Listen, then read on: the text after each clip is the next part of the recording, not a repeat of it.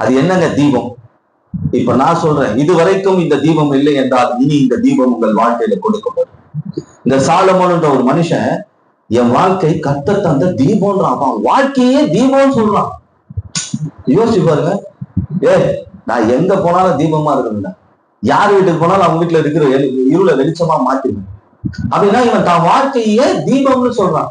இன்னைக்கு நாம சொல்லணும் ஒவ்வொரு பாயிண்ட்டுக்கு அப்புறமா என் வாழ்க்கை தீபமாகி மாறப்போகுது, என் வாழ்க்கை தீபமாக இருக்கு, ஏசு இந்த தீபத்தை என் வாழ்க்கையில கொடுப்பார். சொல்லணும் தீபம்னா என்ன? ஏசு கொடுக்கிற தீபம்னா முதல்ல என்ன? ஞானம்.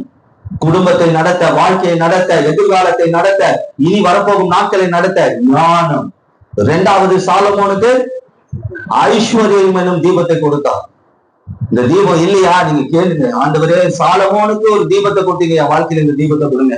மூன்றாவது ஆதாரம், குறைவில்லாத ஆதாரம், சுகர் பிரஷர் வராத ஆதாரம், வேற எதுவுமே இது ஆகாத ஆதாரம். பாத்தீங்களா, ஒரு நாளைக்கு 70 லட்சம் ரூபாய் சாப்பாடு.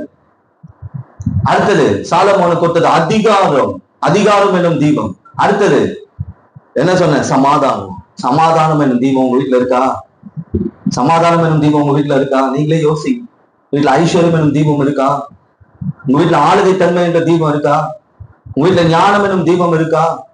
இல்லைன்னா கேளுங்க. ஓடி இருக்கும்போது பாருங்க, கர்த்தர் என்னை இப்படியே ஆசீர்வதிச்சிருக்கிறார், எனக்கு ஞானத்தை தந்திருக்கிறார், செல்வத்தை தந்திருக்கிறார், எனக்கு உணவை தந்திருக்கிறார், என் வாழ்க்கையில ஆளுகை தன்மை தந்திருக்கிறார், சமாதானத்தை தந்திருக்கிறார். அடுத்தது பாருங்க, இயேசுவுக்கு கொடுக்கிற அளவுக்கு எனக்கு பிரயாசத்தை கொடுத்திருக்கிறார். அதுதான் என் வாழ்க்கையில தீபமா இருக்கு. அதுதான் என் வாழ்க்கையில தீபமா இருக்கு. இன்னைக்கு நாம இப்படி இருக்கிறோமா? இயேசுக்காக உற்சாகமா கொடுக்கக்கூடிய நிலைமையில இருக்கிறோமா?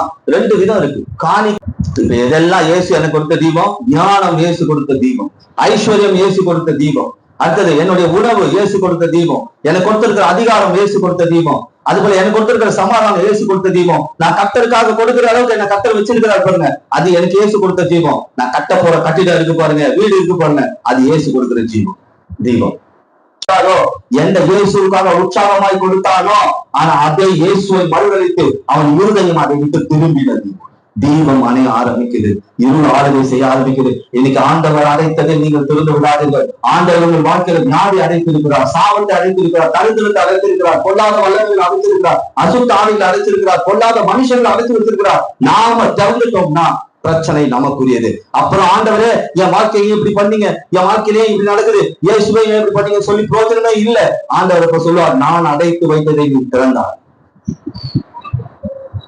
நான் அடைத்து வைத்ததை நீ திறந்தார். திறந்தது மட்டும் இல்ல, உன் இருதயத்தை என்னை விட்டு திருப்பினான். நான் தான் உனக்கு ஐஸ்வர்யத்தை கொடுத்த, மகிமையை கொடுத்த, உன் பேரை பெருமைப்படுத்தின, உன் வாழ்க்கையில அற்புதத்தை செய்த, அடையாளத்தை செய்த. ஆனால் உன் இருதயம் இப்ப எங்க இருக்கு? எதையோ பக்கம் திரும்பி இருக்கு. இதனால என்ன நடந்தது தெரியுமா? 1 ராஜாக்களின் புத்தகம் 11ஆம் அதிகாரம் 14வது வசனம் வாசிங்க.